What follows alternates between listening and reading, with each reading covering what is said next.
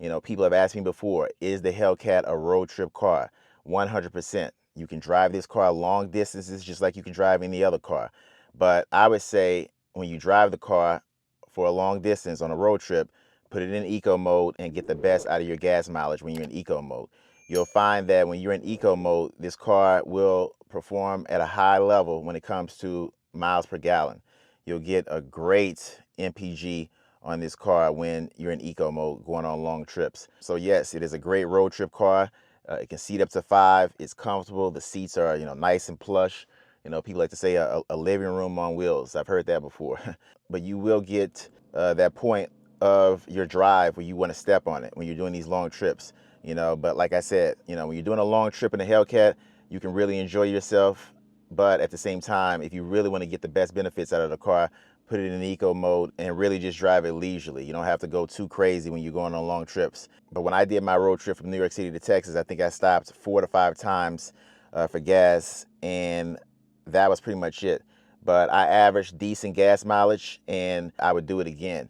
I had only did it once. I knew I was just driving from New York to Texas and not back. The miles on my car were 1,500 miles in one trip. So I would be curious to know how many of you have taken your car, your Hellcat or your Challenger, your Charger on a road trip, and what was your gas mileage? People have asked me, is the Hellcat a good road trip car? And I'll tell them, yes, it definitely is. You can really get, let me just make sure with the lighting. That'll be too black, and then that's that.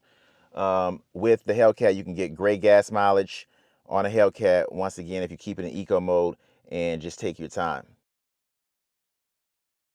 All right, so let's talk about top speeds on these Hellcats. In particular, this particular Hellcat is a Charger Daytona Hellcat. The top speed is 203 miles per hour, about 200 miles per hour. And when you're traveling at those speeds, you are traveling 1 football field per second.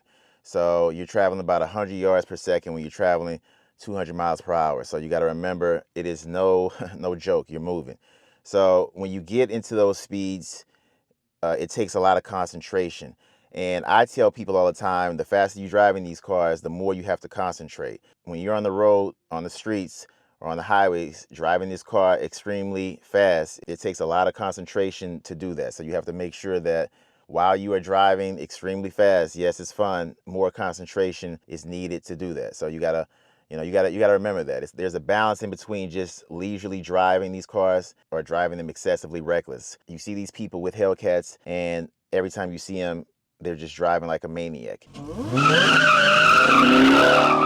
For the most part, I cruise in this car. I like to cruise. And that brings up the point of Hellcats being incredible cruisers. So I drove this car from New York City to Texas almost 2 years ago, and I did a video on the gas mileage on the Hellcat and how well it performed. These cars perform extremely well on long trips.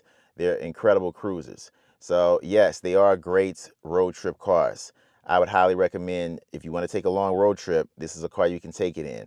Yes, you will be at the gas station, kind of, not so much, but you will be at the gas station on that trip depending on how long it is.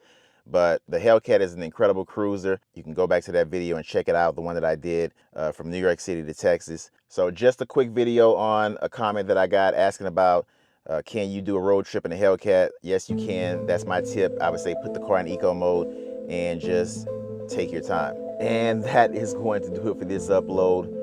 Make sure you give this video a thumbs up. Make sure you're subscribed, and I'll see you in the next one.